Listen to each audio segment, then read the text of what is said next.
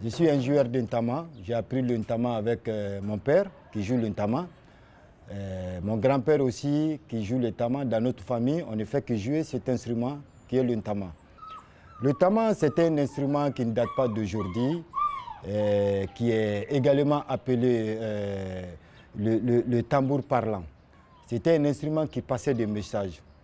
S'il y avait un message à passer du roi, il va appeler un griot, il prend son instrument, il se déplace de porte à porte, il tape l'instrument, par exemple, comme ça.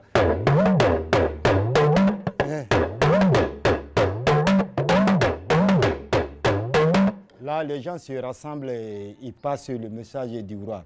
Après, il va monter sur un cheval du village au village et passe le message. C'était le moyen le plus facile pour passer la communication, quoi. Criardo, qui donne naissance à griot, c'est des troubadours dans la signification de griot dans le dictionnaire.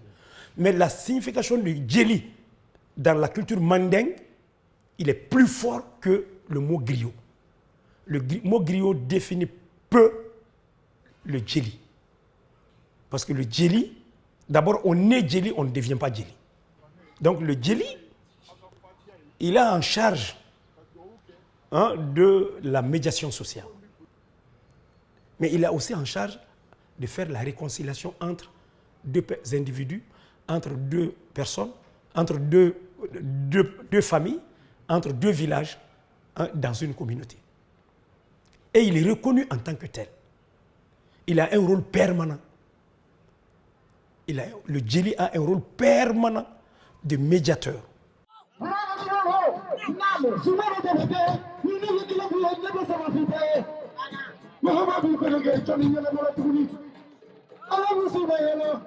Depuis la nuit des temps, ils ont existé au niveau des communautés. C'est eux qui font passer les messages. Et ils sont les représentants aussi de certaines communautés. Ils sont écoutés. Nous sommes obligés de parler avec ces gens-là. Ce sont les premières personnes écoutées. Des fois, quand vous venez seulement, vous envoyez, vous partez chez un chef de village, un chef de quartier, un chef de famille. Alors, sans son griot, donc généralement, il peut même vous renvoyer. Mais il donne du prix à la communication, il donne du prix à la personne, il donne du prix à la parole lorsque c'est le travail d'un griot.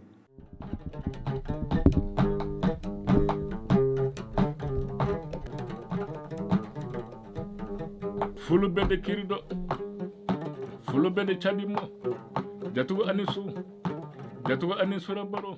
La radio annonce.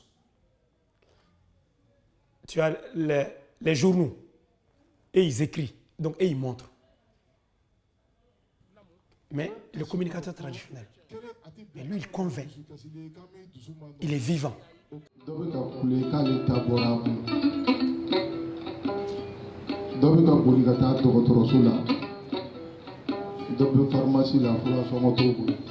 Le griot, c'est un détenteur de la parole, c'est un médiateur. À l'époque, il n'y avait pas les nouvelles technologies de l'information et de la communication.